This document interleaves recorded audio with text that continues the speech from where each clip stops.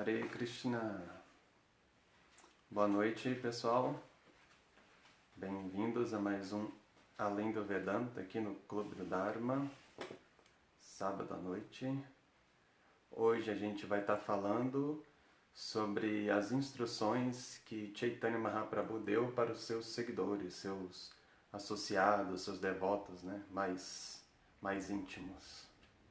E como que essas instruções que ele deu foram instruções personalizadas, né? Esse é um tema bem importante assim, dentro de uma tradição espiritual onde envolve assim, orientação, né? onde tem essa prática, assim, essa cultura de orientação, né, espiritual, orientação dos discípulos para algum tipo de mestre, etc. Então, enquanto o pessoal vai chegando aqui, dá os nossos recados, que de manhã a gente tem a nossa meditação matinal dominical com Dhira, no dia D, às 8h30 da manhã. E às 19h30 amanhã excepcionalmente não vai ter o estudo da Bhagavad Gita. Amanhã vai ter uma live falando sobre Govardhana, que é Govardhana Puja, né? Que é a história.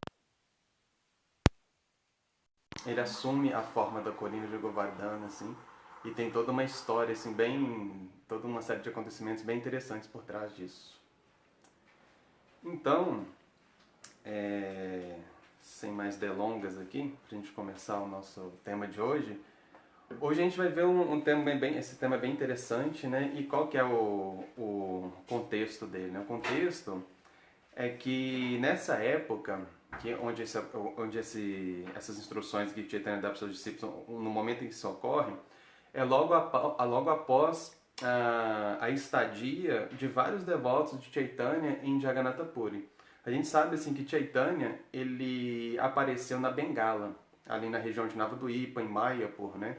Na Bengala, que a gente conhece hoje da Índia, no Bengala Ocidental. E a cidade de Jagannatha Puri, ela fica mais ao sul da Índia. E depois que Chaitanya ele aceitou a renúncia, a ordem de vida renunciada, a ordem de vida que é chamada de sannyasa, né? A gente vê que ele faz uma série de viagens, assim, uma série de peregrinações, inclusive o último tema das nossas lives foi sobre isso, né? Foi sobre as viagens que Chaitanya fez ao sul da Índia, as peregrinações que ele fez, e os diálogos que ele teve com certas personalidades durante essa peregrinação dele, o que ele fez, como ele influenciou várias pessoas durante as suas viagens, enfim. E então Chaitanya, depois que ele tomou sannyasa, ele fez essa viagem, ele volta para Jagannatha Puri, e ele faz de Jagannatha Puri a sua base, ele fica ali, e grande parte da vida dele, ele fica ali, tem Jagannatha Puri como a sua base, ele vive lá durante muitos anos. Se eu não me engano, são 24 anos, né, que ele fica lá. E nesse ínterim, o que acontece? A maioria dos seus associados, seus devotos, eles estavam na Bengala, onde ele iniciou o movimento dele de Sankirtana, iniciou a propagação da consciência de Krishna, né, no formato que ele veio trazer. Então, todo ano, quando estava assim, próximo do festival do Ratha Yatra, que é quando as deidades de Jagannatha saem do templo e fazem seu passeio de carro para o público, esses devotos vinham da Bengala e iam se encontrar com o Sr. Chaitanya. E lá eles faziam participavam de uma série de atividades juntos. Então o que eles faziam? Eles limpavam o templo de Gundicha, que é o templo onde as deidades de Jagannatha vão, porque as deidades de Jagannatha, elas têm um templo onde elas vivem, o templo principal de Jagannatha. E existe uma avenida que liga esse templo principal até um templo no final dessa avenida, que é chamado Templo de Gundicha. Então as deidades no festival de Ratha Yatra, elas saem do templo principal e ficam nesse templo de Gundicha durante alguns dias. E os devotos, antes de acontecer do Senhor Jagannatha, das deidades de Jagannatha, Baladeva e Subhadra saírem do templo principal e ir para o templo de Gundicha, eles limpam todo o templo para receber as deidades de Jagannatha, como todo parte de um passatempo, de uma história. E os discípulos, os associados, os devotos de Chaitanya que vêm da Bengala para ficar com ele em Jagannatha Puri, eles participam dessa limpeza também junto com o Sr. Chaitanya e participam de uma série de outros festivais junto com ele também. Então Chaitanya ele sempre pedia, olha, vocês venham uma vez por ano aqui, pelo menos, e se encontrem comigo aqui em Jagannatha Puri, porque aí a gente vai poder conversar, a gente vai poder se associar, eu vou poder ver, né, como vocês estão, vocês vão poder ver como eu estou, a gente vai poder realizar as atividades espirituais juntos, né? Fazer o que é chamado de sadhusanga. Então a gente vai fazer essa sadhusanga junto, vamos cantar, vamos fazer kirtanas, vamos celebrar os festivais em honra a Krishna, vamos participar de tudo isso junto, para que um inspire o outro, continue inspirando o outro na vida espiritual. E então, esses diálogos que a gente vai ver hoje é exatamente no final de uma visita dessas que os devotos estavam fazendo a Jagannatha Puri, os devotos que viviam na Bengala. No final de uma dessas visitas, eles tinham assim, ficado lá vários dias com Chaitanya Jagannatha Puri, tinham feito muitas coisas juntas no Chaitanya Charitamrita, que é a biografia do Senhor Chaitanya, no Chaitanya Mangala também, que é uma outra biografia dele, descreve assim várias atividades que eles fizeram junto durante esse tempo. E no final, então, Chaitanya chega e fala, olha, beleza, a gente já fez o que tinha que fazer, né? A gente participou de vários festivais em honra a Krishna, nos associamos, conversamos, etc. Agora está na hora de vocês voltarem para Bengala, está na hora de vocês voltarem para casa, porque, enfim, vocês moram lá, vocês têm deveres a cumprir. E também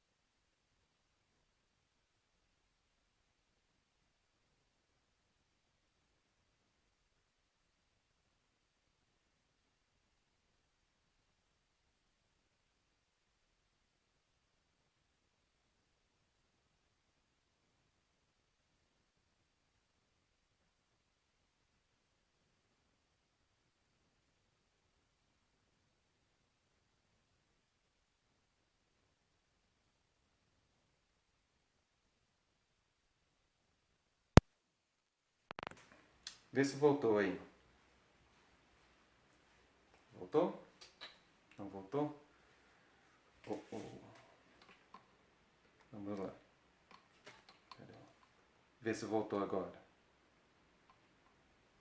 Voltou? Só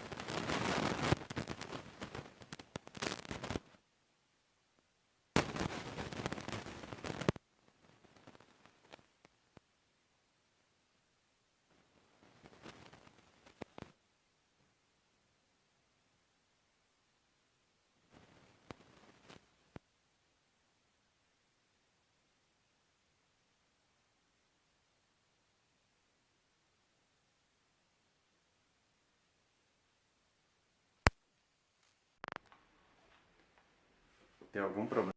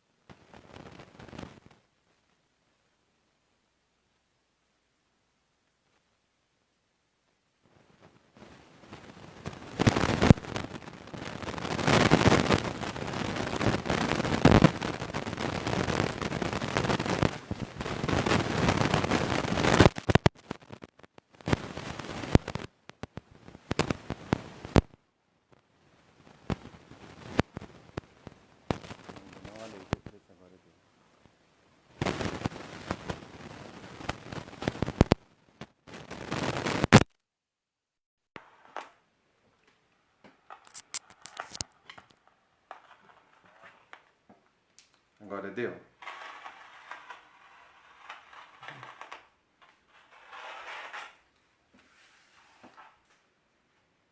Não deu ainda?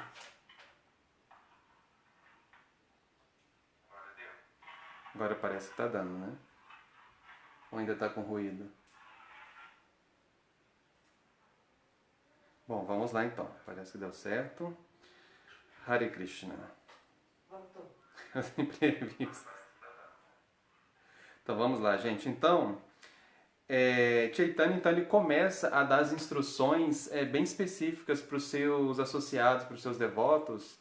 Isso é um ponto muito importante dentro da tradição de Bhakti, principalmente, né?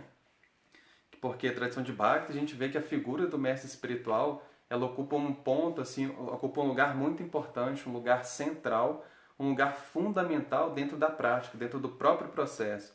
Isso é algo tão importante que toda vez que o próprio Krishna aparece nesse mundo, numa de suas encarnações, numa de seus avatares, a gente vê que ele sempre tem relação com o mestre espiritual, ele sempre enfatiza a importância de se aceitar o mestre espiritual e ele mostra isso na prática. Sempre que ele vem, ele tem um mestre espiritual, ele também age com o mestre espiritual, ele incita outras pessoas a aceitarem um mestre espiritual, a reconhecer a figura de um mestre espiritual, as qualidades de um mestre espiritual. Ele também sempre fala sobre as qualidades de um discípulo, sobre a postura de um discípulo também. Então essa relação entre mestre e discípulo é algo muito importante. E aqui Chaitanya ele vai mostrar assim, porque como a gente está dentro de uma filosofia que é personalista, dentro de uma filosofia que preza o quê? O Vaishnavismo, a teologia Vaishnava, que é uma teologia personalista, ela parte do princípio de que a alma espiritual ela possui as suas características individuais eternamente. Então, desde sempre, né, a alma espiritual ela possui a sua individualidade, ela possui as suas características, e pelo fato disso ser eterno, quer dizer que isso não tem um começo, não houve um tempo, um momento em que a alma adquiriu atributos e que ela passou a manifestar uma personalidade. Ela sempre foi dotada desses atributos. E nunca vai haver um momento em que ela vai deixar de possuir esses atributos, de possuir a sua individualidade, a sua personalidade. Portanto, a natureza eterna da alma, em sua natureza original, que é eterna, a alma ela exibe essas suas características no seu relacionamento com a divindade suprema, com Krishna, com Deus. E esse relacionamento, esse estado de iluminação, de perfeição, ele se dá por meio da individualidade da alma espiritual, ele se dá por meio da peculiaridade da alma. A alma, ela expressa a sua individualidade, expressa as suas características pessoais, e isso ela usa como uma forma de se relacionar com Deus à sua maneira. Ela oferece aquilo que ela tem de único E aquilo ali que ela tem de único é justamente aquilo que vai servir como a base de todo o relacionamento dela com Deus, é o que vai fazer com que aquele relacionamento dela com Krishna, aquela relação dela eterna espiritual seja única, seja realmente assim, somente dela, né? Não existe duas almas espirituais que têm o mesmo tipo de relacionamento com Krishna, no sentido assim de que as almas elas têm, digamos assim, a mesma psicologia, elas agem, pensam, sentem exatamente da mesma maneira. Não, cada um tem a sua individualidade. E as individualidades são infinitas. Por quê? Porque as qualidades do Ser Supremo, que é de onde vêm essas características, né? O Ser Supremo ele é infinito, ele possui infinitas características, infinitas qualidades. Então as almas espirituais podem manifestar essas infinitas características também. Elas são capazes de manifestar justamente esses atributos do Ser Supremo, que é infinito. Portanto, na relação entre mestre e discípulo, acontece esse ponto que é muito importante, que é do mestre, a importância do mestre entender, reconhecer a natureza do seu discípulo, entender o contexto de vida dele, entender o momento onde ele atua, para ele poder fazer o quê? Para ele poder orientar o seu discípulo acerca daquele conhecimento que é um conhecimento absoluto, que é um conhecimento comum a todas as pessoas, mas fazer com que aquele conhecimento ele possa ser empregado por aquele discípulo dentro do contexto específico dele. Então, o mestre espiritual, entre outras coisas, para ele realmente conseguir orientar de maneira eficaz o seu discípulo, ele teoricamente vai ter que conhecer um pouco também da vida do discípulo, do contexto de vida dele, para ele realmente fazer esse link, fazer essa ponte, né? Como que aquele conhecimento que é revelado, que é transcendental, que está além da capacidade de compreensão do ser humano, aquele conhecimento que realmente é puro, como que ele vai dialogar com aquela realidade específica do discípulo. Então ele tem que saber orientar o discípulo de acordo com a realidade dele e de acordo com a natureza do próprio discípulo, né?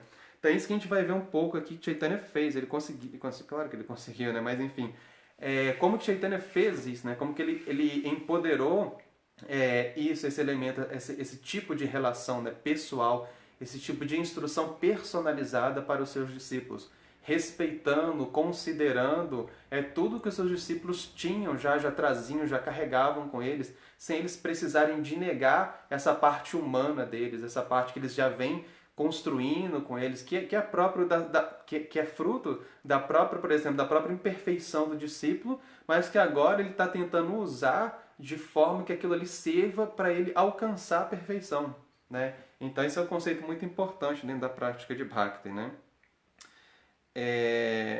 Então, só pensando aqui, um dos pontos aqui, Chaitanya, o que ele faz? Deixa eu pegar mais anotações. Ele fala assim com a Adwaita Acharya, né? A primeira pessoa que ele chama é a Adwaita Acharya. Adwaita, quem é Adwaita Acharya, né? Chaitanya Mahaprabhu, quando ele aparece, quando ele vem nesse mundo como um avatara, a vinda dele já era descrita nos Vedas, né?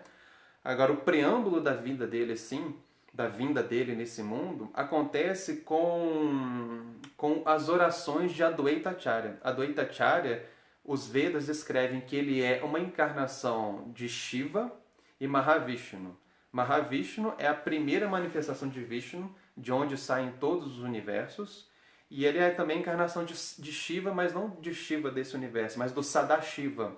Sadashiva é o Shiva original, é o Shiva é o original, eterno, de onde vem todas as suas expansões que aparecem nesse mundo aqui. Então, ele é a combinação dessas duas personalidades, que é Shiva e Mahavishnu, ou seja, ele é o próprio Deus, né, também, uma encarnação do próprio Vishnu, né?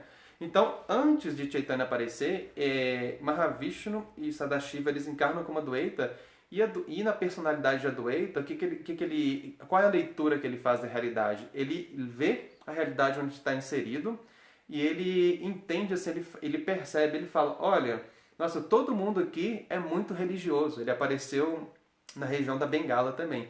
E ele viu que as pessoas eram muito religiosas, só que ele viu que as pessoas eram muito religiosas, mas eles praticavam um tipo de religiosidade que os Vedas chamam de Kaitava Dharma, que é aquela religiosidade que tem algum tipo de motivação por trás. Ou seja, você vai praticar, você vai aderir àquela religião, porque com a prática dessa religião eu posso chegar a algum lugar, eu posso adquirir alguma coisa. Ou seja, é um tipo de karma, né? Karma kanda. Você faz a sua prática espiritual, você adora uma divindade, mas você espera algum resultado em troca, palpável, algo que você possa ver, algo que você possa desfrutar como resultado dessa ação sua em empreender esse tipo de fé, esse tipo de esforço para poder praticar aquela religiosidade. Então, esse tipo de religiosidade materialmente motivada é o que a Adwaita Acharya percebe que estava acontecendo, que era o que imperava na mentalidade das pessoas na sociedade da época em que ele vivia. Então, ele vê isso como um sintoma dessa era, um sintoma da era de Kali. Por quê? Porque na era de Kali, a religião, o Dharma, né, em sua essência, ele é vivido justamente como uma forma de quê? De exploração.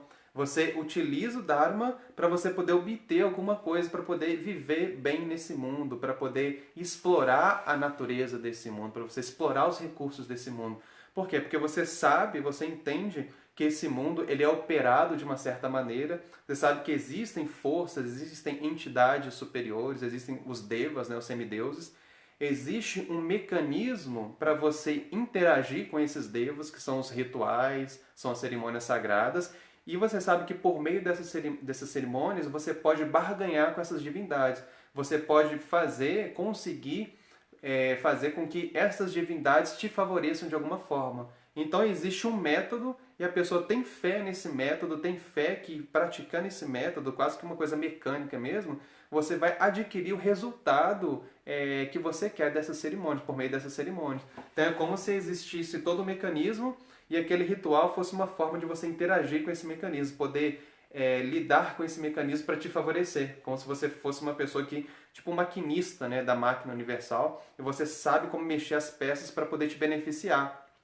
Então, dentro desse contexto, a Adwaita Acharya fala, olha, as pessoas estão entendendo o Dharma apenas como uma forma de poder satisfazer as suas questões pessoais, suas necessidades mais fúteis, né, mais superficiais, e estão deixando de lado a essência do Dharma, que é entender a natureza eterna da alma, desenvolver o sentido de renúncia à matéria como algo que deve ser desfrutado, como algo que deve ser explorado, e eles estão deixando de fazer isso, né, de desenvolver esse tipo de renúncia para poder ficar tendo esse tipo de mentalidade, e isso está criando um caos na sociedade, porque isso está fazendo o quê?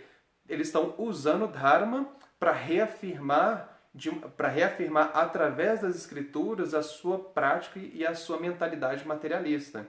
Então, algo que deveria servir para gerar um tipo de desapego ao ego, desapego do egoísmo, está servindo justamente para reforçar esse tipo de atitude de relacionamento egoísta com a matéria. Então, a Adwaita Acharya fala, nossa, então está na hora do Senhor Krishna vir pessoalmente para poder salvar essas pessoas. E como que ela vai salvar essas pessoas, né?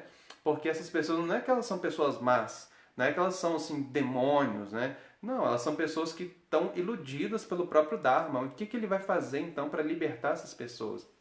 Então ele começa a orar para Krishna, começa a adorar uma deidade de Krishna na forma de Shalagram Shila, que é aquela deidade de Krishna que é uma deidade auto-manifesta na forma de mineral, forma de rocha, né? Tem algumas rochas especiais, são encontradas em locais sagrados, com marcas bem específicas, e essas são deidades auto-manifestas, segundo os Vedas. E ele começou a adorar uma dessas deidades, que era uma Shalagram Shila, e pedia, a descrição é que ele orava para Krishna, ele gritava, assim, pedindo para Krishna vir encarnar nesse mundo para poder libertar as pessoas, porque ele viu que todo mundo estava perdido.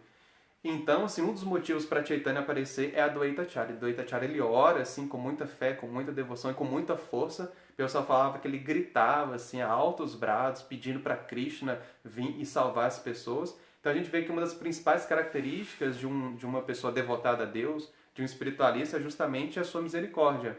É a forma como ele enxerga a necessidade das pessoas realmente se salvarem da própria ignorância, nesse mundo da ignorância material. Ele, por mais que as pessoas não entendam que elas estão sofrendo, elas possam achar que estão desfrutando desse mundo, achar que elas estão conseguindo o fruto do seu trabalho, um espiritualista, uma pessoa iluminada, um transcendentalista, ela entende que as pessoas elas estão sofrendo, né?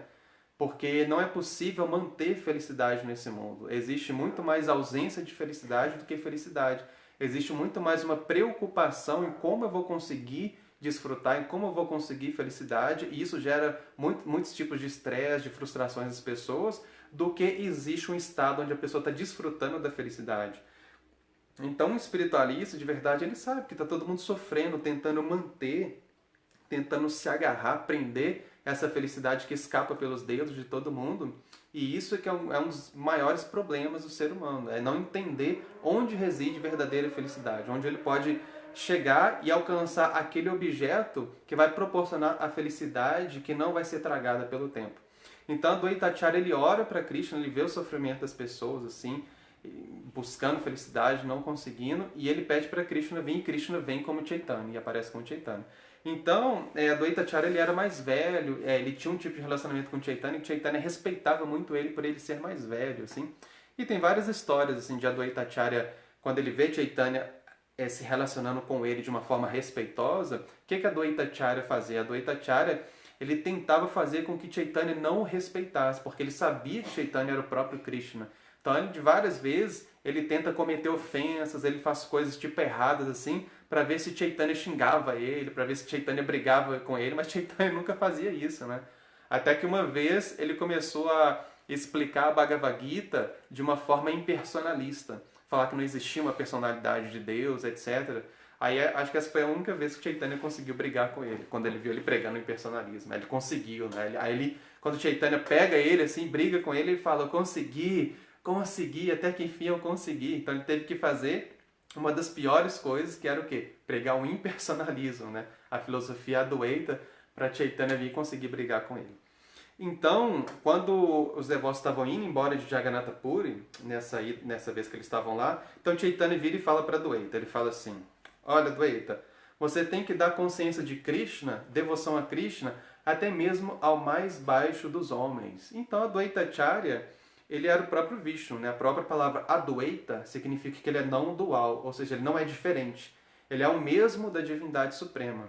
Então ele fala: olha, você, que é uma das grandes personalidades, um dos grandes cabeças do movimento de Sankirtana, que começou a preparar todo, digamos assim, todo o terreno, toda a atmosfera antes de eu aparecer, você então vai ter que ser um dos líderes. E o que você vai fazer? Você, como uma pessoa experiente, com uma grande personalidade, com uma pessoa muito respeitada, com uma pessoa que já entende toda a estrutura desse movimento, basicamente tudo que deve ser feito, você vai fazer com que espalhar a consciência de Krishna para todas as pessoas, porque você sabe fazer isso. Você tem capacidade para fazer isso, você é uma pessoa completamente, enfim, respeitada, capacitada, e você pode conversar com qualquer pessoa, convencer qualquer pessoa, você tem conhecimento suficiente para demonstrar a profundidade dessa filosofia para qualquer pessoa. Então Chaitanya fala, até mesmo para a pessoa mais baixa, para qualquer um, você vai lá, não importa quem seja, e você vai dar esse conhecimento para essas pessoas, porque você tem essa capacidade. Então ele pede diretamente para Adwaita Acharya, como um grande líder que ele era, para ele fazer isso. Esse é o serviço pessoal que ele pede para Adwaita Acharya fazer.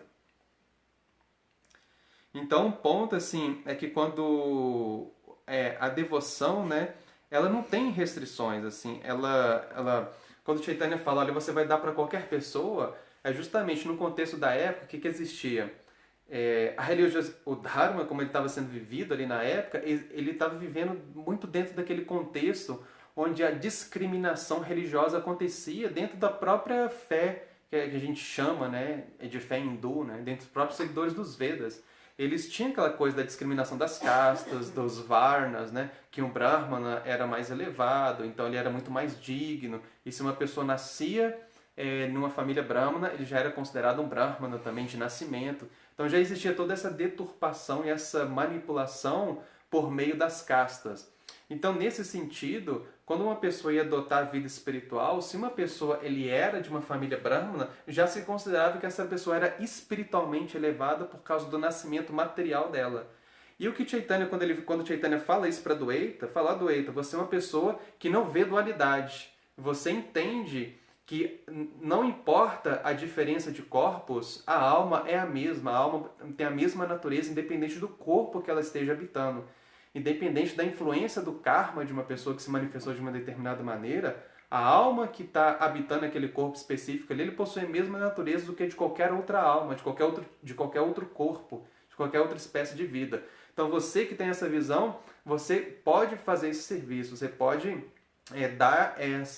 ensinar como se praticar Bhakti, e a gente sabe o quê? Que Bhakti, como é a própria natureza eterna da alma, não é um processo material, não é um processo que ele depende de requisitos materiais para acontecer, porque é a própria condição da alma, que é a condição de amar a Deus, de ter apego, desenvolver apego pela personalidade de Deus. Então, Bhakti, ele não é como o Bhagavatam, o Srimad Bhagavatam, né, que é o grande texto dos Vedas, fala. Bhakti, ele é ahaituki apratihata para poder ser yayatma suprasidati.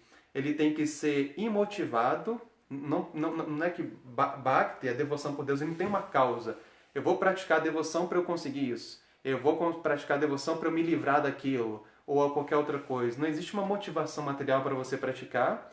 E também a pratihata é ininterrupto. Não é que a minha prática, meu relacionamento com Deus, ele acontece num determinado momento específico dentro de um local que é delimitado como sagrado, e fora daquele local, daquele momento ritualístico, eu não tenho a minha relação com Deus mais. Eu não consigo estabelecer a minha conexão com Ele. Eu não estou conectado. Eu não estou praticando yoga.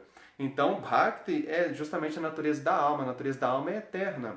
Então, a todo momento, principalmente pelo fato de Deus ser a própria verdade absoluta, estar por trás de tudo, estar sustentando tudo, a todo momento a gente tem o quê? A oportunidade de estar percebendo Ele em todas as manifestações da matéria. Ele ensina isso. Krishna fala isso com Arjuna na Bhagavad Gita, né? Ele começa a falar desse tema para Arjuna no capítulo 7, reforça no capítulo 8, no capítulo 9 retoma isso, no capítulo 10 ele mostra diretamente como que ele está presente na própria matéria, através das qualidades da matéria. No capítulo 11 ele revela para Arjuna toda essa forma dele universal, como é que ele está presente, como todas as manifestações desse mundo aqui, e como então, através de cada ato, de cada coisa que acontece nesse mundo, como que a gente pode ter a percepção dele, estando presente na matéria. Então, assim, tendo isso em vista, Bhakti, a devoção, ela não tem que ter nenhuma interrupção. A todo momento a gente pode estar consciente da personalidade de Krishna, até porque não depende também de fenômenos externos, depende muito mais, na verdade depende da nossa consciência, o estado de consciência, como a gente se relaciona com o mundo, como que a gente enxerga a matéria, como que a gente enxerga as manifestações da matéria, que é tudo que existe, tudo que compõe a nossa vida, em todas as esferas, a esfera cultural, a esfera intelectual, a esfera científica, a esfera emocional, a esfera psicológica nossa toda, tudo isso é produto da matéria, é produto desse mundo. E esse mundo, ele vem de uma fonte, né? Toda essa criação vem de uma fonte. Então todas as qualidades, todos os meandros dessa manifestação cósmica, todas as qualidades que são expressas aqui, elas têm uma fonte original. E se a gente entende que tudo isso está presente no Criador, que Krishna, ele é a fonte de todas essas qualidades, a gente pode se relacionar com esse mundo entendendo que tudo isso é uma expressão das qualidades dele e entender como que essas coisas, que são expressões das próprias qualidades dele, como que elas estão presentes aqui nesse mundo de tal forma que elas estão colaborando para poder implementar aquele propósito original que ele colocou na sua criação. Então, quando a gente toma consciência disso, que é o quê? Que é tomar consciência do próprio Dharma em si, a gente começa a ter um relacionamento com a matéria, justamente entendendo ela como algo que faz parte do propósito da existência, do propósito de tudo, que colabora para o propósito de tudo. Tudo vem a existir por causa de um propósito. Existe um motivo, não é aleatório, não existe o caos, existe ordem. Então a ordem, que é o próprio Dharma, que é a própria justiça, que é a própria essência de tudo, a gente pode perceber ele também dessa maneira, né? Dessa maneira, por meio das manifestações desse mundo, como que tudo está colaborando para essa intenção única, que é o quê? Que, em outras palavras, é a vontade de Deus. A gente pode falar isso, né? De uma forma mais direta possível. Não, o que é o Dharma? A vontade de Deus. Você pode falar isso também, né? Mas isso se desdobra, tem uma compreensão filosófica muito profunda, teológica muito profunda por trás disso. Então, o Adwaita, né, entendendo isso, né, ele sendo o próprio Vishnu, a própria fonte do Dharma também, aquele que estabelece o Dharma, ele consegue fazer isso. Então, Chaitanya, ciente disso, que ele era o próprio Mahavishnu, né, que é uma expansão dele, ele dá essa ordem: olha, Adwaita, você compreende tudo isso, Então você sabe que Bhakti não tem motivação, não existe pré-requisitos materiais, então a pessoa não precisa desenvolver nenhuma capacidade ou habilidade material para praticar Bhakti, para praticar esse Sankirtana, basta ela querer, ela ter o desejo sincero, e também ele é ininterrupto, não existe nada que pode parar, que interferir, porque é um estado de consciência, é como você interpreta esse mundo, como você enxerga esse mundo aqui. Então você está capacitado para fazer isso, então beleza. A instrução que ele deu para Adwaita Acharya. A gente vê no exemplo, por exemplo, assim, na figura de Prabhupada. Prabhupada, quando ele veio, você vê o que Prabhupada fez como um representante contemporâneo desse tipo de mentalidade. Ele conversou com pessoas de todos os tipos, né? Não tinha impedimentos, né? Não tem esse tipo de motivação. Vou conversar só com essa pessoa. Só essa pessoa que pode acessar esse conhecimento, que vai ter essa qualificação para isso. Você vê que ele conversou com professores, com grandes intelectuais, com grandes formadores de opinião mesmo, com cientistas. Ele conversou assim com chefes de Estado, trocava cartas, escrevia cartas para chefes de Estado, estadistas, assim, com religiosos, com monges, com pessoas renunciadas, com grandes ascetas, grandes pessoas santas, conversava com essas pessoas também, debatia com elas conhecimento espiritual, falava com o quê? Com pessoas assim, trabalhadores, digamos assim, comuns do dia a dia, com pessoas drogadas, com pessoas viciadas, com hippies, que era uma junção de tudo isso, né, de droga, com trabalhadores, com artistas assim, alternativos, pessoal da contracultura, com mendigos, assim. Ele conversava com todo tipo de gente. Ele ensinava, todo tipo de gente que ele se encontrava, ele tinha a mesma postura, de que eu tenho um trabalho na minha vida e eu estou aqui para cumprir isso, estou aqui para cumprir meu dharma. E para cada pessoa que ele se encontrava, ele tentava mostrar o que ele veio fazer da maneira adequada para aquela pessoa ali.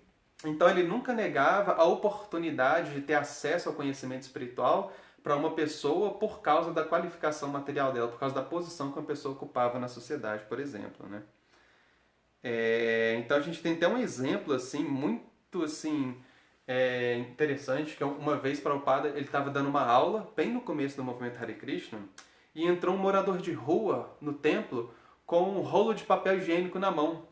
Aí ele entrou, Prabhupada estava dando uma aula, ele de repente abriu a porta assim, acho que era na lojinha, que foi o primeiro templo do movimento Hare Krishna no Ocidente, que é a lojinha da ISKCON, o primeiro templo da ISKCON foi a lojinha, na avenida, segunda avenida, 26.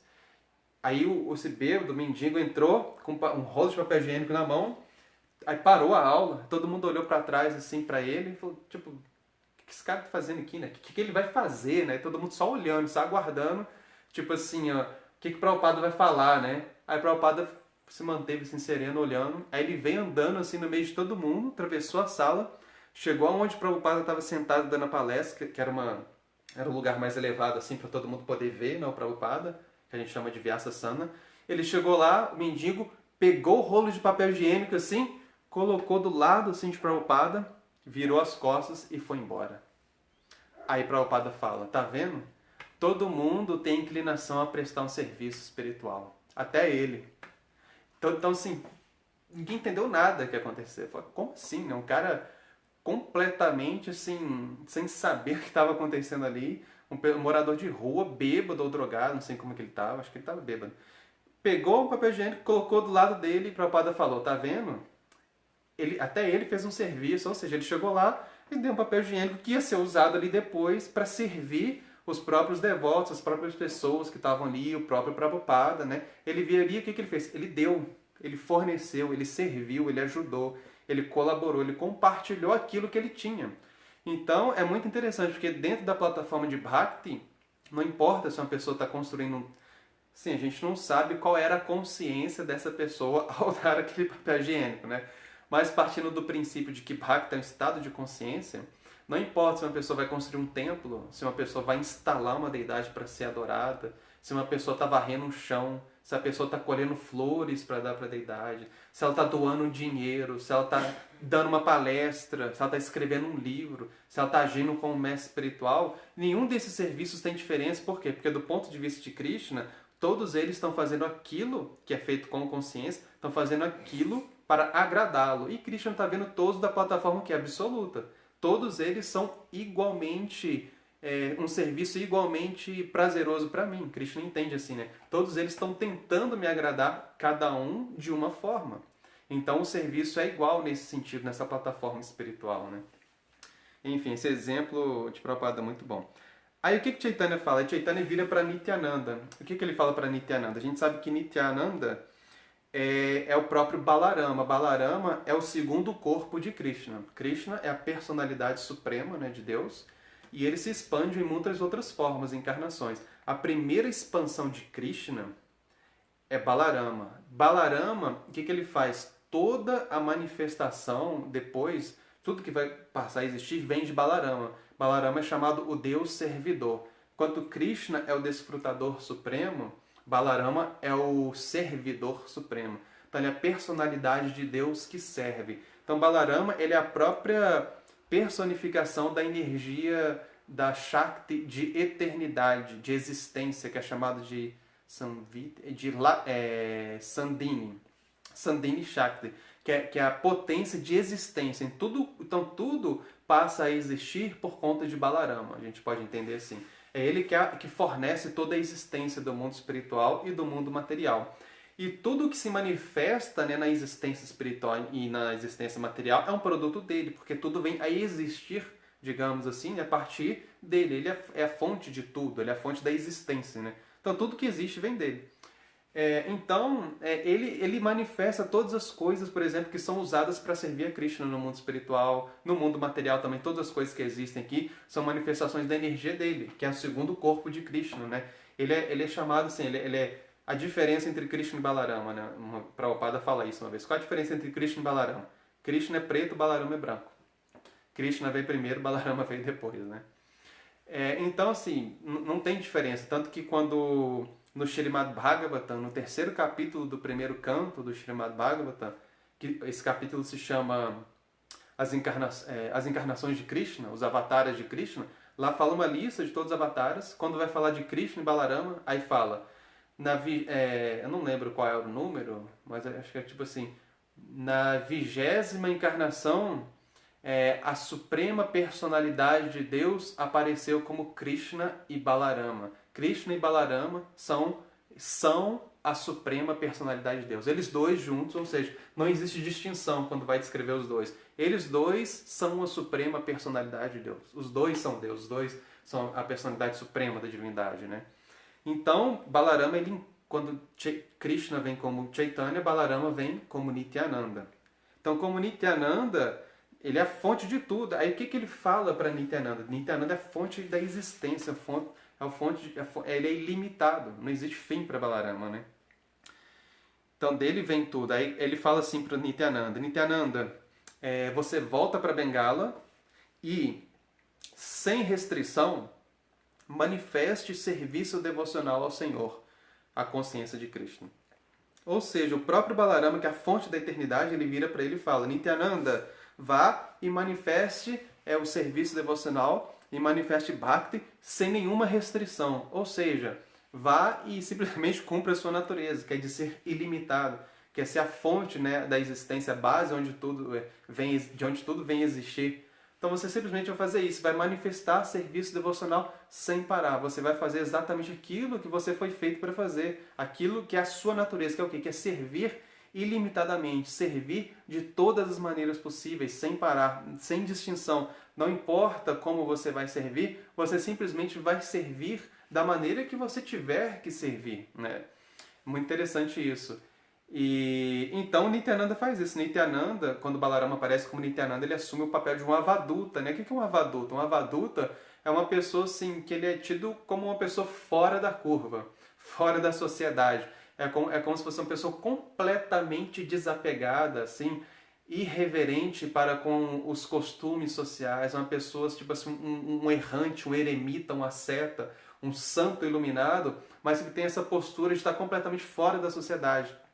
Então é uma pessoa assim, muito diferenciada nesse sentido. Às vezes a pessoa acha que um avaduta é uma pessoa louca, é uma pessoa assim, muito, muito doida, assim, que não segue os costumes, não segue as regras, mas é porque ele está completamente também absorto numa realidade metafísica, transcendente, que está além desse mundo, além das regrinhas assim desse mundo, das quais a gente, assim, infelizmente depende, né? Devido à nossa natureza egoísta. Um Avadhuta ele já transcendeu isso. Então ele tem uma postura que realmente é muito irreverente, soa muito desconcertante para as pessoas. E Nityananda, ele tinha essa natureza de Avadhuta, né? Tanto que Adwaita e Nityananda, eles têm várias histórias muito engraçadas, assim, que um fica brigando com o outro. Porque Adwaita Acharya é uma pessoa muito respeitada na sociedade, ele é o Acharya, ele é o professor, é o mestre, né? Ele é o mais velho, então tem uma característica mais sóbria, assim, essa coisa de Vishnu, né, e tal. E todo mundo respeita ele. E ele tem aquela posição, vem de uma família de brahmanas, etc. E Nityananda não, Nityananda já é uma pessoa assim, que apesar dele ser uma pessoa muito respeitada também, por causa do status espiritual dele, mas é uma pessoa fora da sociedade, que não está dentro dessas leis, dessas regras, não está encaixado assim num status social. Então ele viaja e vai em qualquer lugar, e fala com qualquer pessoa, de qualquer maneira possível, assim, não importa. Ele não liga para essas regras, ele não se contamina por isso, ele não está nem aí para o que as pessoas vão falar, porque ele não tem uma posição até para preservar dentro da sociedade. Ele não está seguindo o Varnashrama Dharma ali. Por exemplo, ele não é um Brahmana. Um Brahmana, ele está dentro de uma estrutura onde ele, de alguma forma, ele vai respeitar aquela figura, aquele papel do Brahmana na sociedade, até para não dar um mau exemplo. Agora, Nityananda não. Como ele não está dentro desse esquema do Varnashrama Dharma na sociedade, ele está fora disso, ele não precisa seguir essas leis, essas regras, né? Então ele atua de uma maneira muito diferenciada. Então Adwaita e Nityananda eles sempre brigavam, assim, mas brigavam enquanto amigos, né? Aí Adwaita falava, mas quem que é esse cara, né? Esse Nityananda aqui está sentado do meu lado, ninguém sabe de onde que ele veio, não sei onde ele teve, como que ele veio parar aqui, como que eu posso estar sentado do lado dele? Aí Nityananda brigava, falava também com Adwaita, nossa, esse é Adwaita. Agora eu esqueci o que ele falava. Mas ele também, tipo assim, dava uma zoada assim na Adwaita, né? E deixava a Adwaita, tipo, meio pé da vida, assim. Ele falava assim, Adwaita, nossa, Adwaita, você está sentado do lado de uma pessoa que não tem nenhuma posição na sociedade. O que as pessoas vão falar de você? Você está se associando com uma pessoa que é louca, com uma pessoa que não segue regras, nem regulações. Você vai ter a sua fama destruída, as pessoas vão falar mal de você. Então eles tinham esse tipo de relacionamento assim, que era muito engraçado, né? No final das contas, eles estavam sempre atuando juntos, né? Servindo juntos, assim, num espírito de amor mesmo, de apreciação mútua. Muito, muito engraçada a relação deles, né? Então, Nityananda é isso, né? Nityananda é da onde brota todo o serviço devocional a Krishna, né? Porque é o próprio Balarama, né? Então, andando aqui mais pra frente... Aí Chaitanya, ele fala para Shrivasa. Quem que era Shrivasa, né? Shrivasa, ele é uma encarnação de Narada Muni. Vocês conhecem, né, o Narada Muni? Narada Muni é tido como o grande sábio entre os semideuses. Às vezes ele é considerado um mensageiro entre os semideuses, porque em várias histórias dos semideuses, histórias de Krishna, quem serve como catalisador para essas histórias se desenrolarem é Narada Muni. Narada Muni ele é um Bhakti Shakti Avatara, ou um Bhakti Avesha Avatara, que é o quê? Que é uma encarnação que é dotada de Bhakti, do poder, da potência, para despertar Bhakti, para despertar devoção no coração das pessoas com as quais ele se encontra. Então, toda a ação, toda a atuação de Narada Muni em todas as histórias é para poder sempre promover um acontecimento, algo assim que faça com que as pessoas despertem o sentido de devoção delas, seja por qual meio for, nos meios necessários. Às vezes é por meio de uma maldição, às vezes é por meio de uma bênção, às vezes é por meio de uma conversa filosófica, às vezes é por meio de uma história que ele conta. Então são vários os meios que ele usa, ele é muito didático, ele é muito pedagógico, ele conversa com as pessoas entendendo a natureza de cada um, ele sabe exatamente o meio eficaz para fazer com que aquelas pessoas entendam a natureza delas, por exemplo, se uma natureza delas de ilusão, e passem a apreciar, a buscar o caminho adequado para elas estiverem livres daquela ilusão e entenderem a necessidade, a importância de desenvolver uma vida espiritual pautada na devoção, na rendição a Deus. Então ele faz isso em muitas histórias. Quando a gente lê o Bhagavatam, muitas histórias têm a presença de Narada Muni. Tipo assim, a gente está agora no mês de Kartika, né? E aí, todo dia a gente canta, né? A canção de Damodara. Aí tem lá no verso 7, né? Fala, Kuverat Majo Bada Murchai Vajadvat. Fala, ah, Krishna, você libertou os dois filhos de Kuvera, Manigriva e Nalakuvara, que foram amaldiçoados por Narada a nascerem como árvores, né? Ou seja, Narada Muni amaldiçoou esses habitantes do planeta celestial a nascerem como árvore. Só que eles nasceram como árvore no quintal de Nanda Maharaj, onde Krishna brincava. Krishna brincava no pé das árvores. E aí foi o próprio Krishna, enquanto bebê, no passatempo conta, no passatempo de Damodara, ele vai e liberta, ele derruba essas árvores e liberta essas duas personalidades que tinham tido essa maldição, que era uma bênção, na verdade.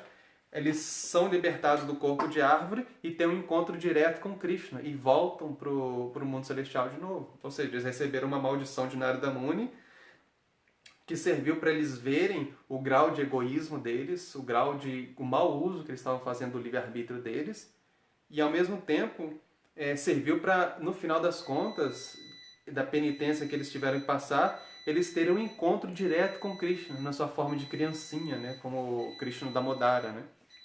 Então Narada Muni, ele encarnou, quando Chaitanya veio, ele encarnou como o quê? Ele encarnou como Shrivasacharya. Então, como o quê? O Narada Muni, ele representa o devoto. Ele representa essa pessoa que está buscando servir a Krishna, participar do próprio plano de Deus, a contribuir justamente com toda a ideia assim, do propósito dessa existência. Então, quando a Chaitanya Mahaprabhu começa o movimento de Sankirtana na Bengala, os encontros, os kirtanas que ele fazia praticamente todo dia à noite, era onde? Era na casa de Shrivasa Thakura. Então, Shrivasa Thakura, ele oferecia a casa dele, e lá, basicamente, era um quartel-general onde os devotos se encontravam, onde Chaitanya aparecia praticamente todo dia à noite para fazer os kirtanas, cantar. E lá eles conversavam, eles também decidiam as estratégias deles sobre o que ia acontecer. E quem estava servindo todo mundo? Era o Shrivasa Thakura. Por quê? Porque Shrivasa Thakura, justamente, ele representa a pessoa, o Bhakta, que é aquele que quer participar, que quer ajudar, que quer colaborar, que quer fornecer, que quer dar o seu tempo, o seu esforço, os seus recursos para poder permitir que esse conhecimento espiritual se torne acessível, para fazer com que ele se espalhe. Então Shrivasa Thakura oferecia a casa dele, recebia todo mundo, ele dava comida para todo mundo depois, ele abrigava todo mundo, etc. E Shrivasa Thakura, então, é essa personalidade muito importante. Aí, o que ele pede para Shrivasa? Ele fala assim, vamos lá. Shrivasa, você vai fazer o quê? Você vai fazer cânticos congregacionais, é o Kirtana, né? Diariamente. E você fazendo isso, você pode ter certeza que eu vou estar presente também nessas danças. Eu vou me manifestar lá nessas danças. E ele também pede um serviço particular para Shrivasa. Ele fala, Shrivasa, você vai pegar essa praçada aqui do próprio Senhor Jagannatha e você vai entregar à minha mãe, Shatidevi. E depois você vai oferecer as reverências para ela e pedir para que ela me desculpe pelas minhas ofensas. Então, Chaitanya, ele mantinha o relacionamento com a sua mãe ainda, assim, mesmo ele sendo um sannyasi, uma pessoa renunciada, ele também mostrou isso, né? Que mesmo a pessoa adotando uma ordem de vida renunciada, a ordem de sannyasa, não quer dizer que os relacionamentos que essa pessoa cultivou durante a sua vida, eles sejam de todo prejudiciais para a sua vida espiritual, para a sua prática espiritual. Isso vai depender muito mais do tipo de consciência com a qual a pessoa cultiva esses relacionamentos. A gente vê, por exemplo, no Upadeshamrita, que é um dos livros de Rupa Goswami, ele fala, olha, existem 6 atividades que vão assim ajudar, que vão contribuir para destruir, para minar a Bhakti, para minar a consciência espiritual, para minar a devoção. Uma delas é a associação que a gente tem com pessoas de mentalidade materialista, ou a associação que a gente tem com as pessoas, a gente cultivando uma mentalidade materialista. Porque se a gente começa a ter intimidade, cultivar intimidade com pessoas que realmente assim cultivam muitos hábitos materialistas, realmente que não buscam assim uma vida espiritual, não buscam o cultivo de virtudes espirituais, o que acontece é que a gente é influenciado basicamente por osmose, né? A gente é influenciado por quê? Porque quando você tem um relacionamento íntimo, você não liga muito, você fica muito condescendente com a atitude das pessoas, e você não se importa muito com o que elas fazem.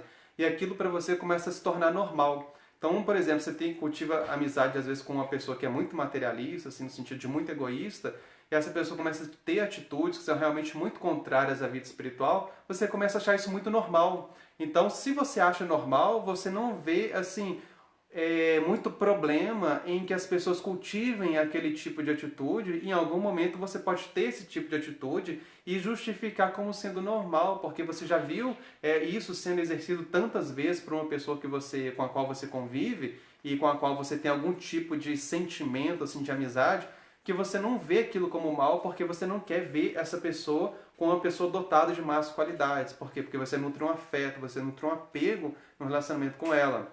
Só que o que Rupa Goswami fala é que não, que mesmo se a gente gosta de uma pessoa, a gente tem que tomar cuidado, a gente não precisa excluir essa pessoa da nossa vida, né?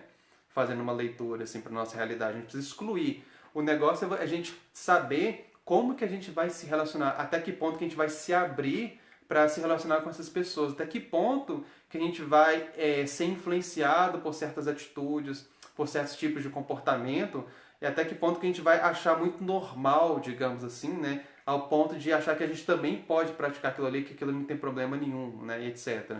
Então a gente tem que ter um pouco de cuidado nesse sentido. O grande problema vai ser a intimidade que a gente vai nutrir, que vai fazer com que esse tipo de comportamentos que são às vezes muito perniciosos, como muitos vícios assim, que você vê aquilo ali como realmente muito normal, assim, que não tem, assim, não tem problema nenhum. Assim, a gente pode continuar convivendo com as pessoas, todo mundo, né? Tem amigos, assim, pessoas da família, imagina, né? Pessoas da família, assim, que às vezes têm hábitos que a gente sabe, assim, que são totalmente contrários à vida espiritual, que minam todas as boas qualidades de uma pessoa mesmo, que são vícios, assim, que incrementam o nosso egoísmo, mas são pessoas da nossa família, imagina, você tem um pai, você tem uma mãe, você tem um filho, você tem um irmão, assim, pessoas que você gosta muito, um avô, que são assim, mas, cara, o que você vai fazer, né? Você vai isolar, parar? Não, vocês não são mais da minha família. Você vai desconsiderar essas pessoas por causa disso que elas fazem, né? Uma coisa é você saber, não, isso não dá pra mim, assim, eu não posso fazer isso, compartilhar dessas atitudes, etc. Então, o que você faz? Você tem que respeitar as pessoas têm a liberdade delas, no mínimo que a gente pode fazer é respeitar, tolerar, e a gente não precisa nem criar um tipo de inimizade por causa disso. A gente só tem que saber até onde que a gente vai se abrir, né? Que tipo de relacionamento íntimo, né? Que a gente vai cultivar com essas pessoas para não ser, realmente tomar cuidado para não ser influenciado por esses hábitos, né? Então, beleza, vamos lá.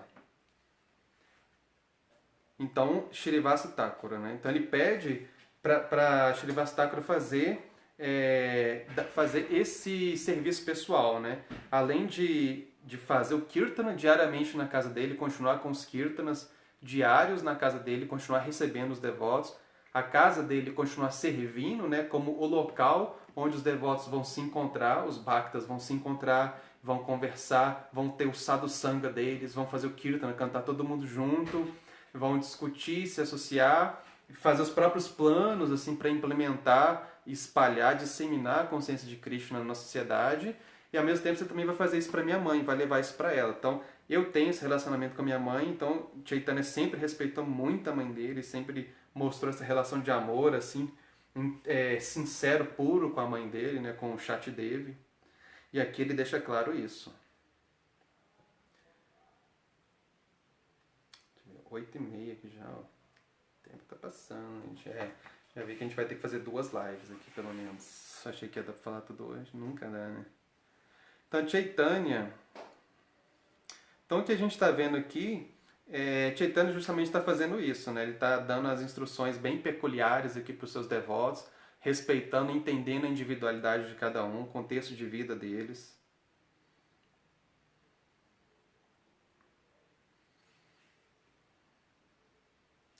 Isso é um ponto muito importante também, outra reflexão, né, sobre o porquê também.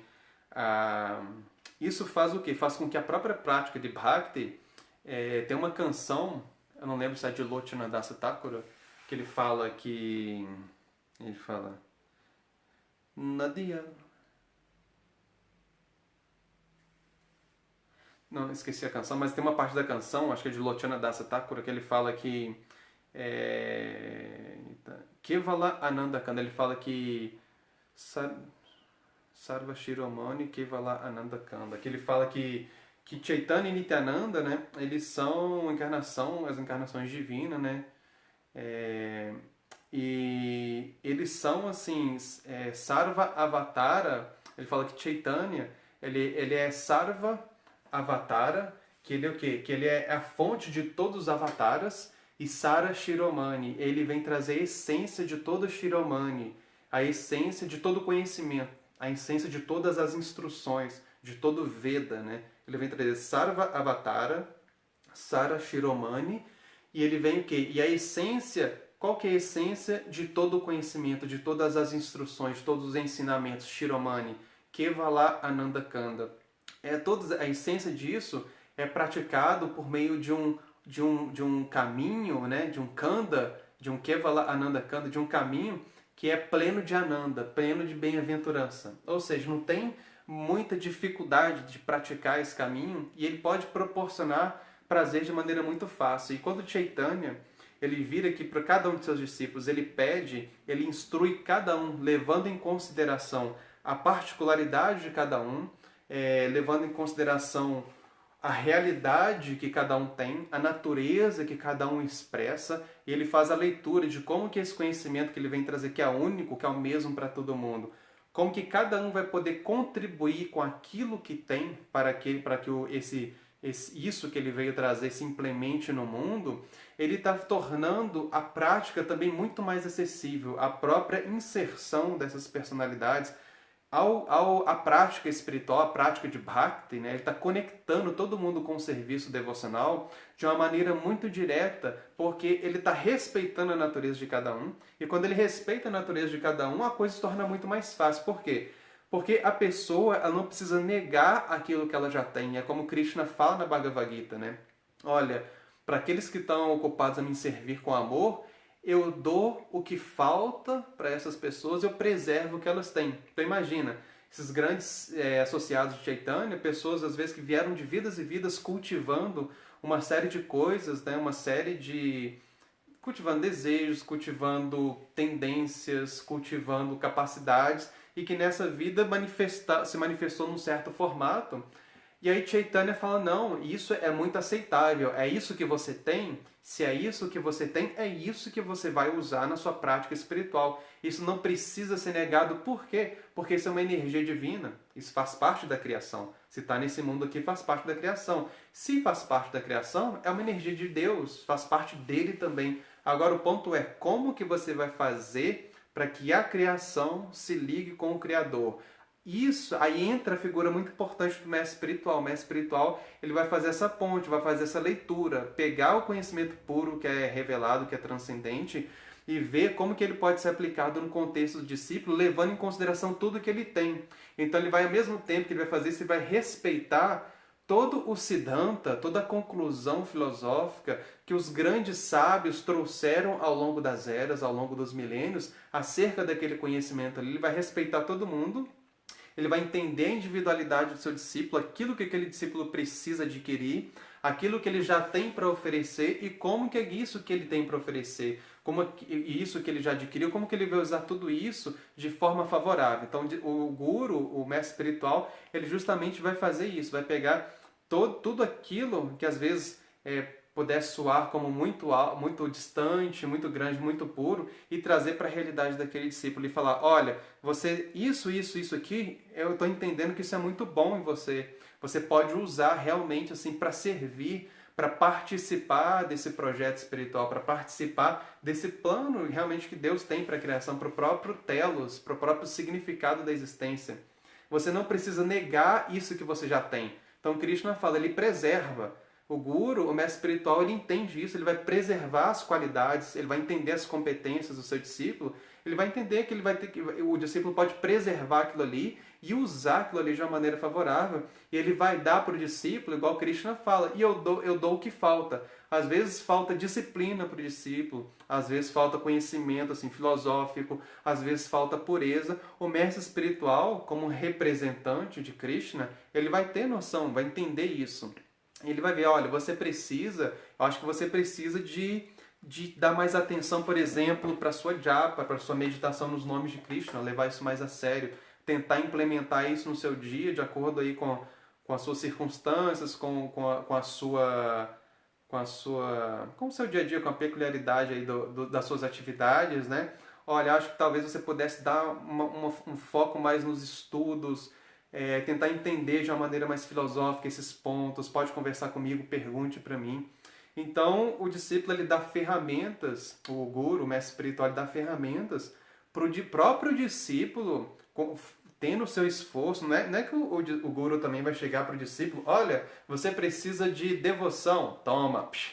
Você precisa de inteligência assim, filosófica para entender os conceitos espirituais, entender como que esse conhecimento puro ele dialoga com a nossa realidade, né? Como que ele se torna relevante para a nossa vida, como que ele pode realmente ser usado no contexto aqui da matéria. Então toma conhecimento filosófico.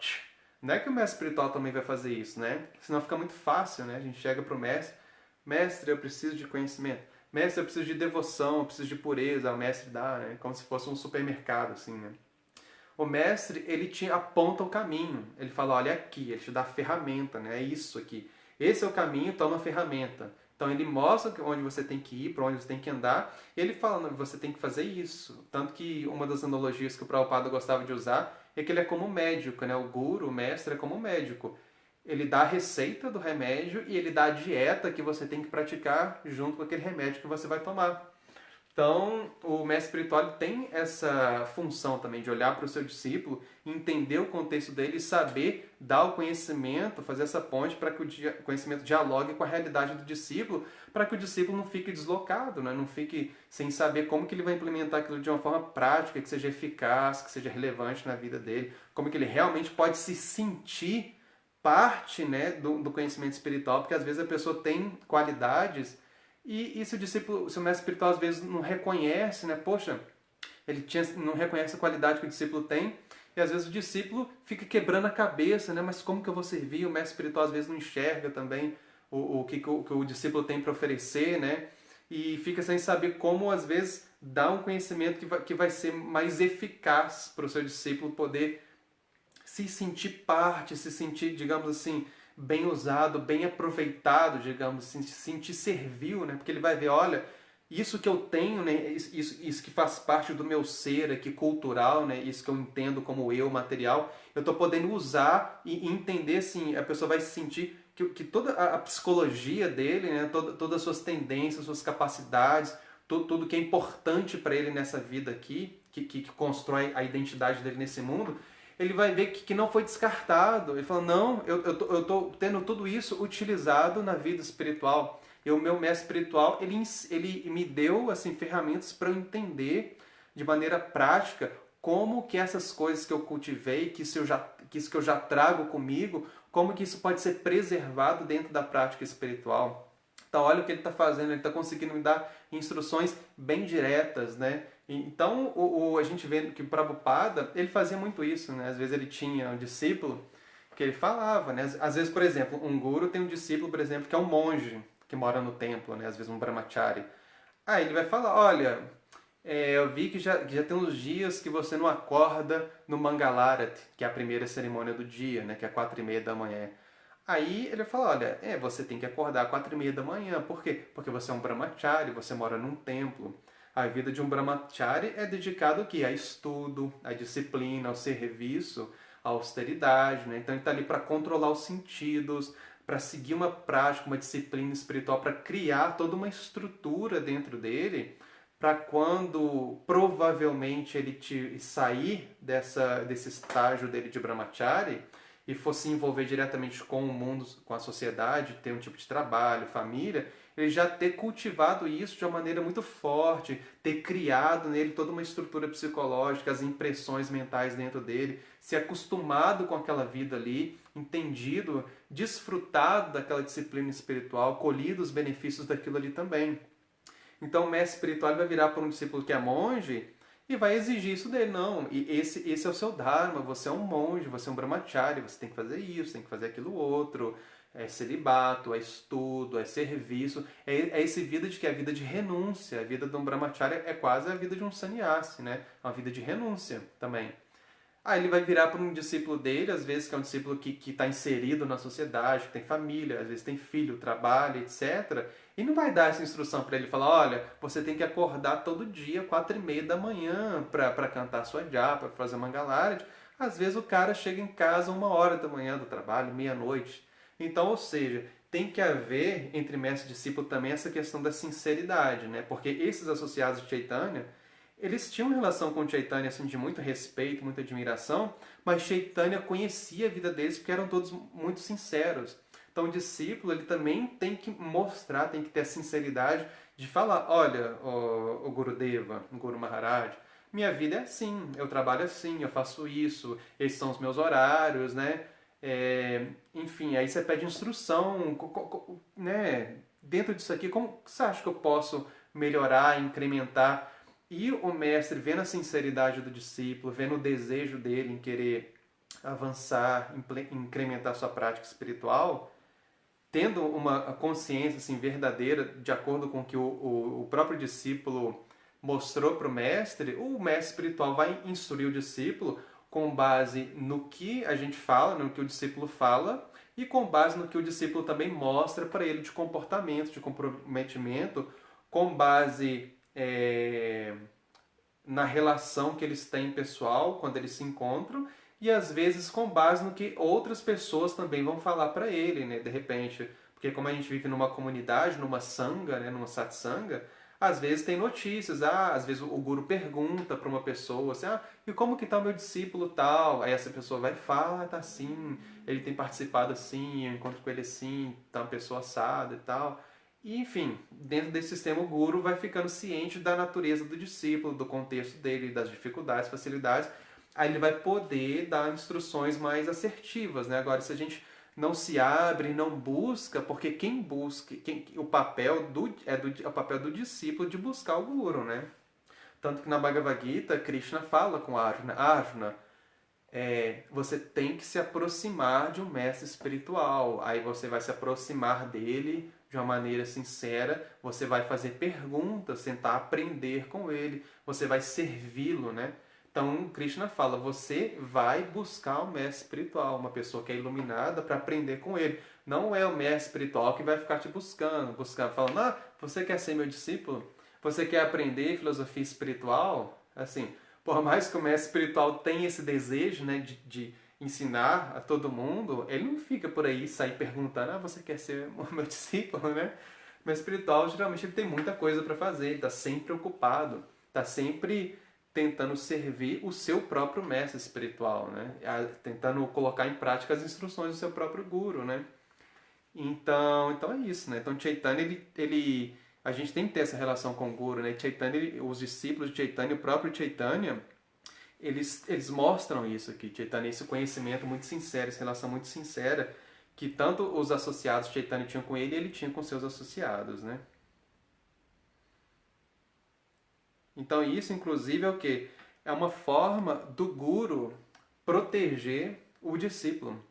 Por quê? Porque se o discípulo ele tem as suas tendências, as suas capacidades, as suas competências, e ele não vai usar isso para poder colaborar, contribuir com o conhecimento espiritual, ele não vai usar isso no caminho do Dharma, ele vai usar isso no caminho do egoísmo. Então, todo mundo tem as suas tendências, tem as suas qualidades, tem as suas capacidades, etc. E a gente vê que de uma forma ou de outra, todo mundo está a todo momento está expressando isso. Por quê? Porque a natureza é irrepreensível. Não tem como você repreender. A gente pode tentar, né? Mas isso causa distúrbios, causa problemas psicológicos. Isso é muito complicado. Na Bhagavad Gita, Krishna fala, ó Arjuna, é, até mesmo, até mesmo, até mesmo os grandes sábios, eles agem com, de acordo com as qualidades que adquiriram da natureza. Ele fala, afinal, o que a repressão pode alcançar? Eu não sei se essas duas coisas estão no mesmo verso, mas ele fala essas duas coisas, né? Que até mesmo os grandes sábios agem de acordo com a natureza que eles adquiriram, as qualidades que adquiriram da natureza. E Krishna também fala isso. Ele fala, Arjuna, afinal, o que a repressão pode alcançar? Ou seja, não tem como a gente ficar reprimindo a nossa natureza. A gente pode tentar, mas isso vai ser muito problemático. Krishna não aconselha isso, os Vedas não aconselham a repressão, muito pelo contrário. Por isso que Krishna, na Bhagavad Gita, 2 capítulos, ele fala de Karma Yoga, né? Que é justamente a gente fazer esse trabalho, entender a nossa natureza e como que a nossa natureza serve como um trampolim para a gente aprimorar a nossa relação com Krishna. E o capítulo 4, que é o meio do caminho entre o 3 e o 5, que fala de Karma Yoga, é justamente falando muito sobre o conhecimento transcendental, que é a base que a gente tem que ter para poder implementar a nossa ação no mundo. A gente implementar de uma forma correta, com o sentido de renúncia ao ego. Então o guru vai proteger o discípulo desse jeito também, vai proteger ele dessa forma, falando, olha, você tem essa natureza, então vamos ver como que a gente vai ocupar a sua natureza dentro do caminho do Dharma, para que você não ocupe ela a serviço do seu ego. Você age de forma, ao invés de agir de forma egoísta, você vai agir de forma altruísta agora para tentar servir a Deus, servir ao mundo por meio das suas capacidades mesmo, né? Então isso não vai ser muito difícil, isso vai se tornar muito mais fácil, né? Por isso até a questão do caminho que é Ananda, né? Que é um caminho mais fácil, pleno de felicidade também, porque não existe tortura, né? Você usa o que você tem e você oferece, né? Com a consciência espiritual. E é isso, eu vou parar por aqui, para na próxima aula a gente ficar com outra parte da reflexão aqui e continuar com as outras instruções que Chaitanya deu para seus outros discípulos. E aí a gente fecha. Então vai ficar em 2 partes esse tema aqui. Então eu vou ver aqui, eu vi que tinha algumas perguntas e comentários. Eu vou puxar aqui para a gente ver.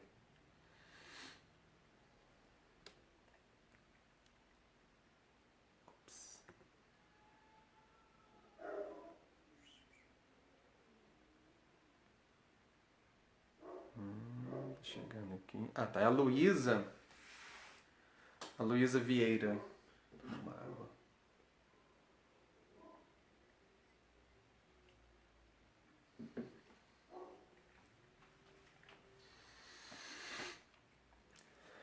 Boa noite, Luísa. A Luísa pergunta assim. Eu não entendi esse Shiva primordial. Poderia explicar melhor? Uhum. É porque Shiva... ele tem, tem muitas... Shiva aparece em muitos momentos, né, nas histórias assim, dos Vedas, mas assim como, digamos assim como Vishnu, ele tem, por exemplo, a sua forma ali, que são os 3 Vishnus, né? Tem o Mahavishnu, que é de onde saem todos os universos materiais. Aí ele entra em cada universo e aparece em cada universo como uma outra forma, ele aparece na mesma forma de Vishnu, mas ele assume um outro nome, né, uma outra função ali dentro de cada universo. Aí ele é chamado de Garbhodakashai Vishnu. Aí dentro desse universo, dentro de cada universo que ele está, ele se expande também, esse Vishnu se expande para dentro de cada átomo, segundo os Vedas, e ele também entra, né, habita o coração de cada ser vivo. Aí ele é chamado como Kshirodakashai Vishnu, né? Então, é o mesmo Vishnu que se expande, né, em 3 formas. Então, vamos supor, colocar assim, que o Mahavishnu, que é onde saem todos os universos, é o Vishnu original e dele saem todos os outros Vishnus. Com Shiva é a mesma coisa. Shiva, ele tem a personalidade dele, o Shiva, que é chamado de Sadashiva. A gente pode chamar então que é o Shiva original. E desse Sadashiva, quando Shiva ele precisa se manifestar de alguma forma no mundo material, em algum dos universos, então ele se expande, é como se fossem os avataras de Vishnu, ou as encarnações de Vishnu. Então Vishnu ali, ele encarna como os Rudras, por exemplo, na criação, quando o Senhor Brahma vai criar o universo material, quando ele fica bravo com os filhos dele, os 4 Kumaras, porque os 4 Kumaras eles não queriam crescer, queriam ficar criancinhas, então o Senhor Brahma estava querendo criar progenitores, pessoas que fossem expandir a linhagem no universo, ter filhos, né? E os 4 Kumaras entendiam que isso podia ser muito complicado. Falar, olha, eu vou ter filho, eu vou ter que me envolver com uma série de responsabilidades, e aí eu não vou poder me dedicar 100% diretamente ao conhecimento espiritual. Aí eles não queriam isso, eles viram que podia ser sujeira, né? Falaram, não, isso é sujeira, eu não quero fazer isso não, eu acho que vai ser complicado. Aí eles falaram, não, vamos ficar como crianças, porque no corpo de criança não tem desejo, então o corpo de criança é mais purinho, então vamos ficar como criancinha que a gente fica bem.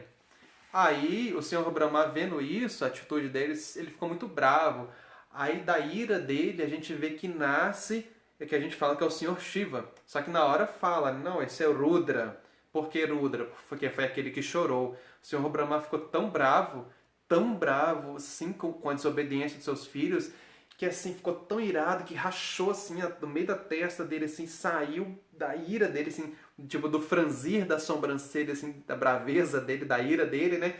Sai assim, pá, a ira dele se personifica como Rudra. Aí ele nasce chorando, assim, nasce bravo, chorando, esperneando. Aí fica conhecido como Rudra, que é o quê? Rudra é uma encarnação parcial de Shiva.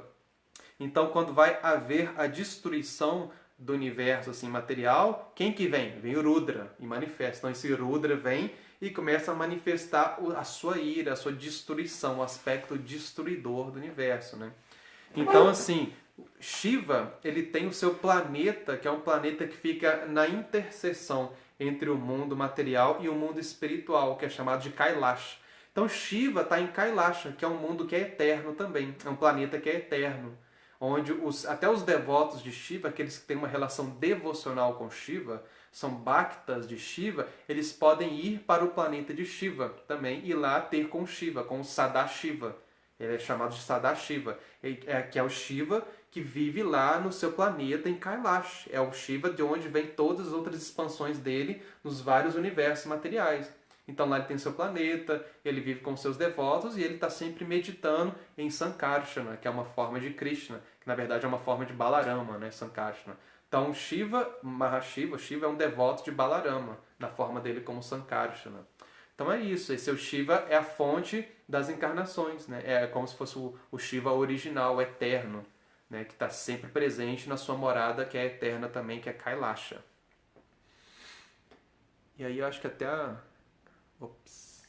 Não fez, não tem. Luísa, tá.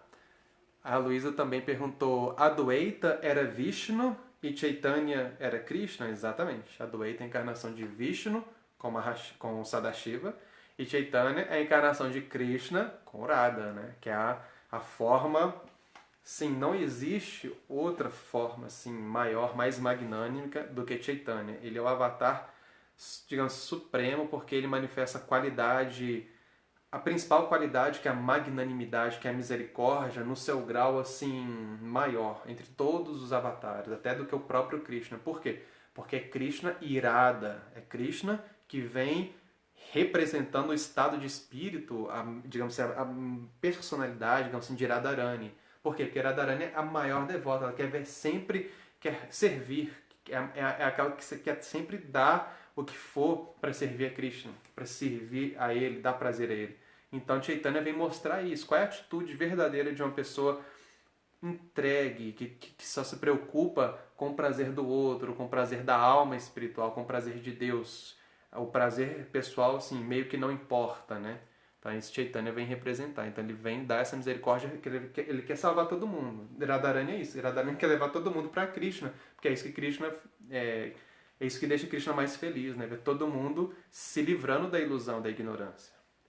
A Heloísa fala, já vi várias pessoas dizerem que Shiva é o pai, é o patrono da yoga. Não seria Krishna?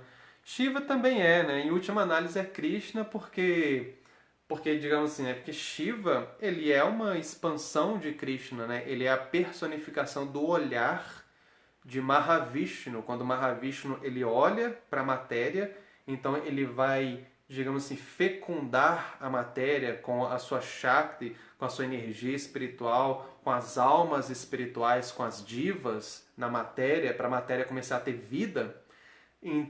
Ter vida sim, né? A matéria não tem vida, mas começar a manifestar com as divas dentro da matéria, aí dá forma aos corpos que manifestam consciência por causa da presença da diva lá, da alma espiritual. O olhar de Mahavishnu, esse olhar que é o olhar que cria, ele se personifica como Shiva, né? Então, quando Vishnu toca a matéria com o seu olhar, essa tocada, assim, quando toca, aí é Vishnu, é Shiva. Shiva, então, personifica esse olhar que toca a matéria. Então, o leite, Vishnu é o leite, e Shiva é o iogurte, porque é o leite que é tocado pela acidez da matéria, ele se converte em iogurte. Então, ao mesmo tempo que ele é o leite, ele não é, porque ele é um leite talhado. Ele é um produto lácteo, mas não é um leite puro. É o leite que está com a substância ácida que talhou e virou iogurte, virou coalhada.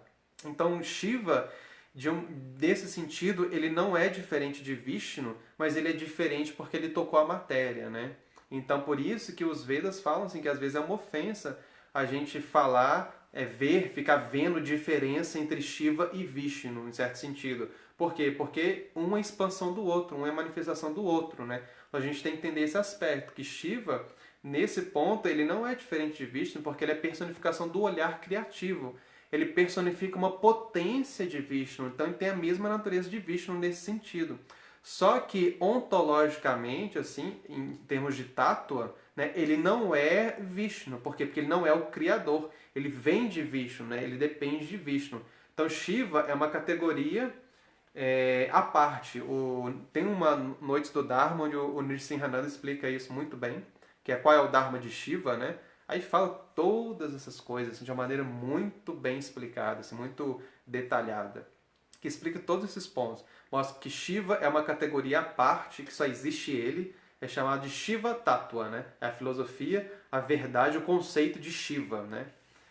Então é isso, mas em última análise, como o Shiva ele vem de Vishnu, ele vem de Krishna, em última análise é o próprio Krishna que cria tudo, né?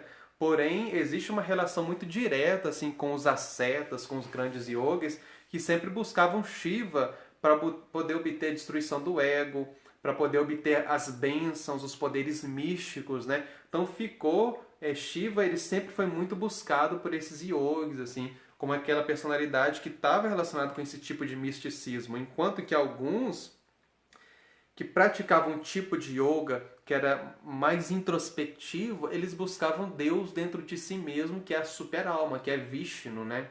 Então, existem essas duas coisas, mas realmente o Shiva, ele ficou conhecido como o patrono do yoga, e de certa forma a gente pode falar que sim, porque tem muitos textos aí do yoga onde Shiva apresenta como é que é o texto? É o Geranda Samhita? É onde Shiva Samhita, onde Shiva ensina o yoga para Parvati, né? Então, partindo desses textos que tem nos Vedas, Shiva é considerado como o pai do yoga, já que ele ensina um sistema de yoga. Só que, por exemplo, quando Krishna ele vira para Arjuna e fala, Arjuna, no capítulo 4, que ele vai mostrar de onde vem esse conhecimento, ele fala, no princípio eu ensinei esse conhecimento, essa ciência do yoga para o Deus do Sol. Ou seja, ele está falando que todo aquele conhecimento que ele está falando para Arjuna compõe todo o conhecimento do yoga. Tanto que ele fala, né? Depois, esse conhecimento ele foi sendo passado numa sucessão discipular. Só que depois ele fala, Yoga Nashta Parantapa. Esse conhecimento do yoga ele foi nashta, ele foi perdido ao longo do tempo, pela influência do tempo, né? É isso. Né? Então, de certa forma, é Shiva também. Mas, em última análise, de fato é Krishna. Né? Krishna fala que desde o princípio eu ensinei essa ciência do yoga para o Deus do Sol, desde o começo da criação.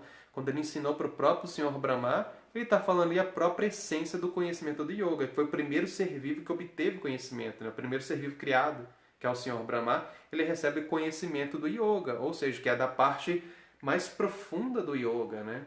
Que é a conexão direta com Krishna por meio da devoção, por meio da Bhakti Yoga.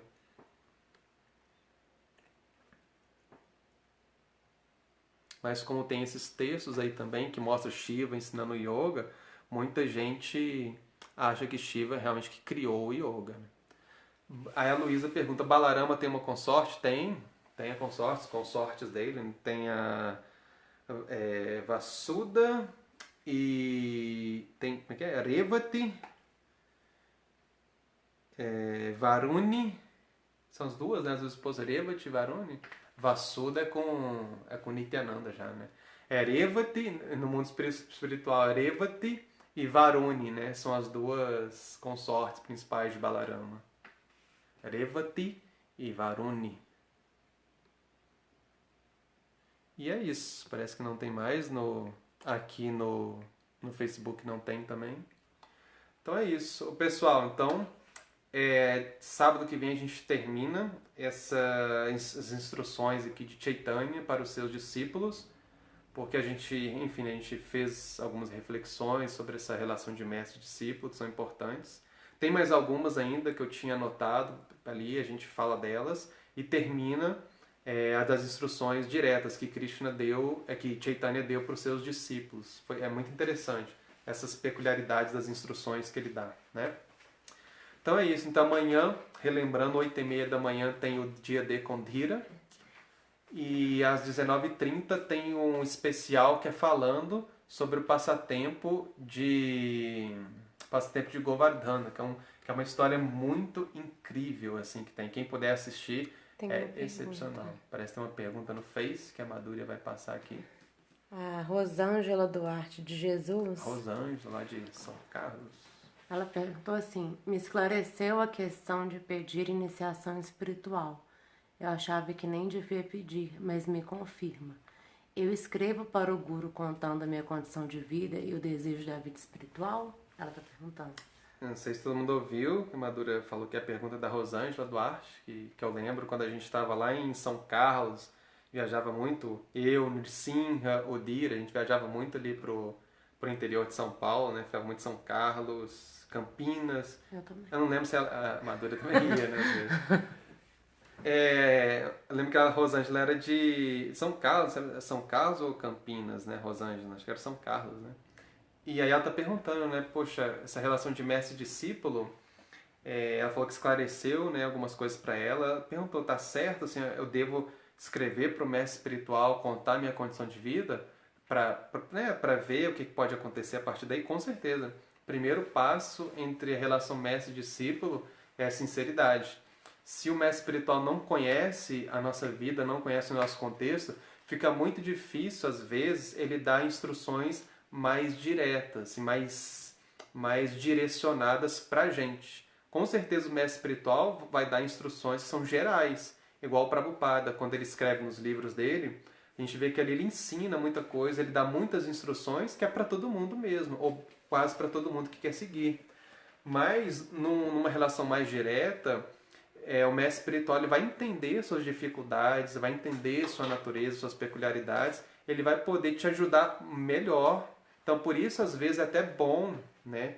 Não é uma condição, mas às vezes é bom a gente ter uma relação, a gente ter um mestre espiritual, se a gente for escolher, querer desenvolver esse tipo de relação com o guru, né? Querer ter um guru, ser iniciado, às vezes ter um guru que seja mais acessível, que conheça, por exemplo, a realidade do local onde você vive, por exemplo, como o país que você vive, entender o contexto cultural, social, até para ele poder te ajudar melhor nesse sentido, como que você entender a consciência de Krishna e até aplicar ela dentro da sua cultura, para que ela dialogue com a sua cultura, para que você não veja a cultura onde você vive, como um empecilho, como algo contrário, como algo que dificulte completamente, mas como você pode juntar essas coisas, né? Pode fazer com que a cultura seja até algo assim, que você veja a própria manifestação de Deus ali, né? De algumas qualidades, características de Deus ali para a própria manutenção do Dharma,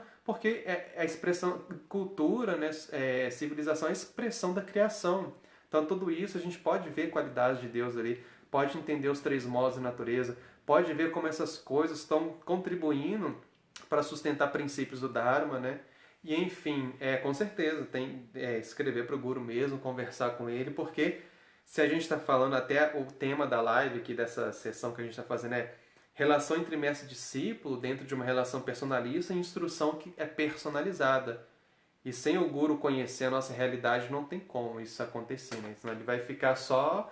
Eu falar para você, olha, canta Hare Krishna, siga os princípios do Dharma, estude, beleza, né? Isso aí realmente é a essência, a base de tudo. Mas e nas coisas ali que você precisa de uma orientação melhor? Então, com certeza, ô Rosângela. Ela falou que ela é de São Carlos e vai pedir para Chandramukha Swami. Ah, isso mesmo, Rosângela é de São Carlos, eu lembro dela. Ela tinha uma amiga também, que às vezes ia lá, quando o Maharaj ia, a gente ia lá.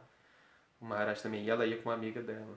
Então é isso, Rosângela, tem que escrever mesmo, tem que conversar com o guru, ainda mais o Maharaj Chandramukha, apesar do Maharaj Chandramukha ser muito ocupado, não te desestimulando, mas pelo contrário, para estimular, porque às vezes acontece da gente escrever para o Maharaj e ele demorar simplesmente 3, 4 meses para responder. Então, assim, se preocupa não se ele demorar para responder. Mas uma dica que eu dou é como o Maharaj está nas lives direto, você pode escrever para ele, eu não sei se você vai escrever, mandar pro WhatsApp, o que for, e numa live, de repente você falar, escrever lá, Maharaj, te mandei uma mensagem, né? Tipo assim, você vê que ele tá demorando para responder muito, você escreve na live, Maharaj, te mandei uma mensagem. Aí lá na live, ele vê e depois ele lembra, né? Ele, de repente sai da live, a Rosângela me escreveu, deixa eu ir lá ver. Então eu dou essa dica. Ali na live você já fala, Maharaj, eu te mandei uma mensagem, pronto. Isso ajuda também. Então é isso, pessoal. Vamos terminar por aqui. Queria agradecer a todo mundo aí pela companhia. É isso aí, estamos juntos. Então, boa noite todo mundo. Hare Krishna.